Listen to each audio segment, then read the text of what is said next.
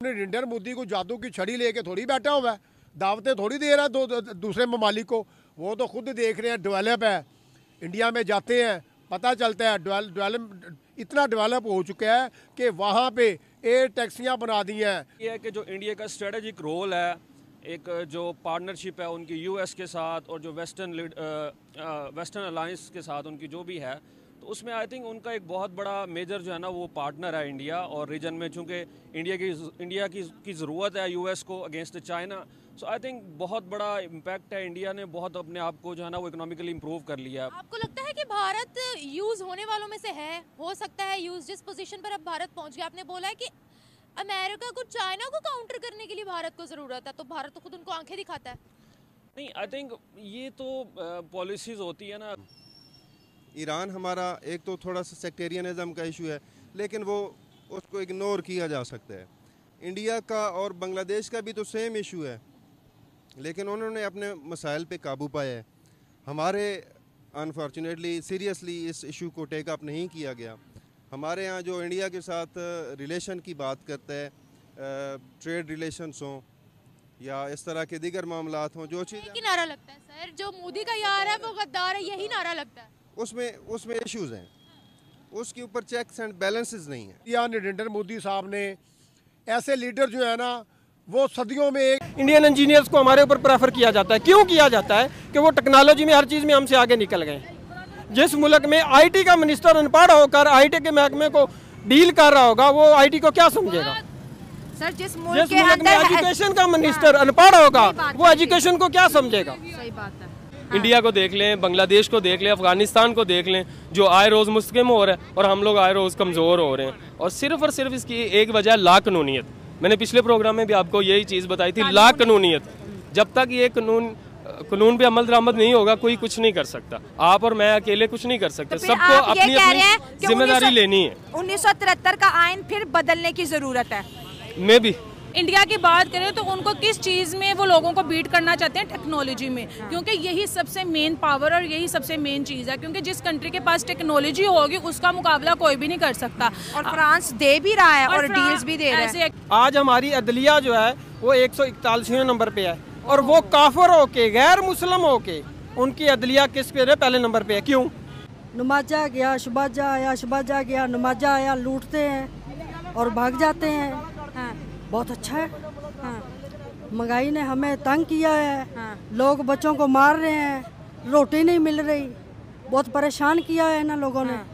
और पुलिस साड़ी बदमाश है। अच्छा, जब उसके अंदर शऊर आता है तो वो कुछ नहीं बन सकता। वो कहते हैं इल बनता है ना वो कुकड़ बनता है। पंजाबी की एक कहावत है, पंजाबी को सिर्फ मसला वही है कि हमारे मुल्क के हर निज़ाम को, हर इदारे को तबाह कर दिया गया है। एक आर्मी का इदारा था जिसकी लोग इज्जत करते थे, वो जा रहे होते थे, लोग सड़कों पे उनको सलाम करते थे। आज उस इदारे की भी इज्जत नहीं रही। जिन्होंने इस्लाम को माना हुआ है ना, वो लोग बन गए, अल्लामा इकबाल बन गए, कायदे आज़म बन गए, महमूद गजनवी बन गए। अब इस्लाम को मानते, इस्लाम की कोई नहीं मान रहा। जब तक इस्लाम को 100% मुकम्मल आप फॉलो नहीं करेंगे, आप कुछ नहीं कर सकते। तो 1950 में इंडिया का आइन बना और उनका एक ही आइन रहा है अब तक, वो कभी भी चेंज नहीं हुआ। और वो उसी आइन की बदौलत आज वो इतने ज़्यादा आगे हैं, क्योंकि उन्होंने अपने कॉन्स्टिट्यूशन को अपने काबू में रखा है, किसी को उसमें गड़बड़ करने की परमिशन नहीं दी। वहाँ पर उनके सारे इदारे अपनी हदूद में रह के काम कर रहे हैं। वहाँ पर उनका आम बंदा उठ के अपने इदारे से सवाल कर सकता है। हम तो यहाँ सवाल करें उठा लिए जाते हैं, गैब कर दिए जाते हैं। अब के कितने लोग गैब हो गए हैं। 1950 के अंदर इंडिया में कॉन्स्टिट्यूशन बना, वो जमहूरी मुल्क बना। हम 1973 तक बार बार आइन बदलते रहे। ठीक है, 26 जनवरी बहुत बड़ा दिन आ गया। दोस्तों, गणतंत्र दिवस के मौके पर राष्ट्रपति द्रौपदी मुर्मू ने गुरुवार को राष्ट्रीय ध्वज तिरंगा फहराया। इसके बाद देश का राष्ट्रगान गाया गया और प्रधानमंत्री मोदी, उपराष्ट्रपति जगदीश धनखड़ सहित वहां मौजूद सभी गण्यमान्य लोगों ने झंडे को सलामी दी। राष्ट्रगान के बाद भारत की समृद्धि, सांस्कृतिक विविधता, एकता एवं प्रगति, बढ़ती स्वदेश क्षमताओं और देश में बढ़ती नारी शक्ति को प्रदर्शित किए जाने की शुरुआत हुई।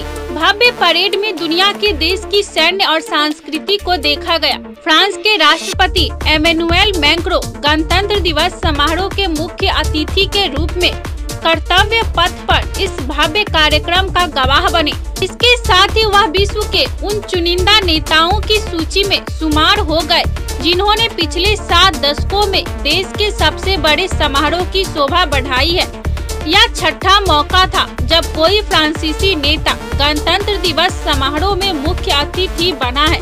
स्वदेशी बंदूक प्रणाली 105 mm इंडिया फील्ड गन के साथ 21 तोपों की सलामी दी गई।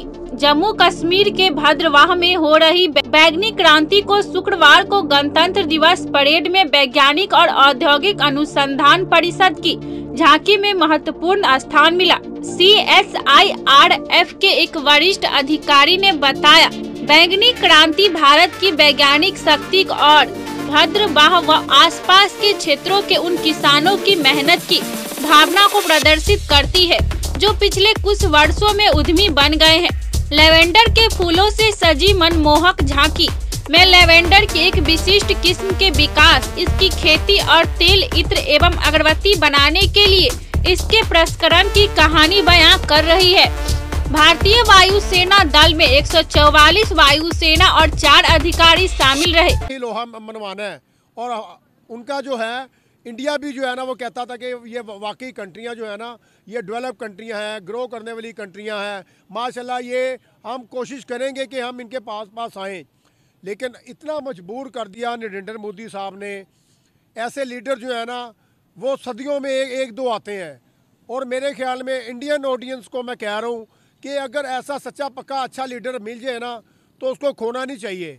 हम भी दुआ करते हैं एज ए पाकिस्तानी कि खुदाया ये जो जा रहे हैं इंडिया में, कभी तुर्की जा रहा है, कभी सऊदीया जा रहा है, कभी दुबई जा रहा है, कभी अपना यूरोप कंट्री जा रही है, ठीक है, और आज जितने भी लोग जा रहे हैं बड़ी अच्छी बात है।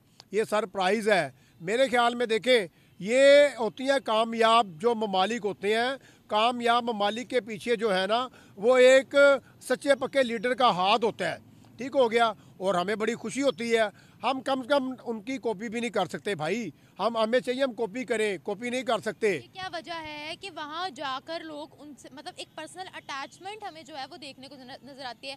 फॉर एग्जांपल अभी इमैनुअल मैक्रोन वहाँ पर मौजूद है, वहाँ की हिस्ट्री को स्टडी कर रहे हैं, कल्चर देख रहे हैं, लोगों से बातचीत कर रहे हैं, आम लोगों में घूम फिर रहे हैं। इसका क्या कहते हैं आप? सर देखें यहाँ तो आना कोई पसंद नहीं करता।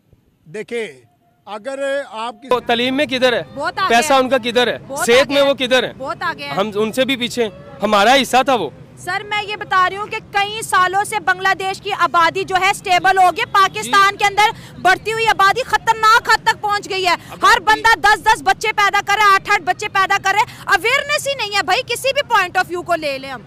तो आप खुद देख लेना कि आबादी का जो रुझान है वो बढ़ता जा रहा है, लेकिन सेंस नहीं है। सेंस नहीं है, सेंस आपको पैदा करनी होगी। बिल्कुल सबको सोचना होगा कि हमने क्या करना, हम किस तरफ जा रहे हैं, हमें खुद को दुरुस्त करना होगा। सिर्फ हर बंदे की जिम्मेदारी है कि वो खुद को दुरुस्त करे, किसी दूसरे पे तनकीद ना करे, वो खुद को दुरुस्त करे, बस ये। देखिए कल इतना बड़ा प्रोग्राम हो रहा है, 1947 के बाद हम अलग अलग हुए, उससे पहले हमारी कहीं ना कहीं जड़ें एक हैं, हम सब मानते हैं। आपके बाप दादा, मेरे बाप दादा, शायद हो सकता है हमारी जो दूसरी तीसरी नस्ल है वो इंडिया में ही दफन हो, मानते हैं ना। पंजाब किधर है, पंजाबी, ये जो हमारा कल्चर है, हमारे खाने मिलते जुलते हैं।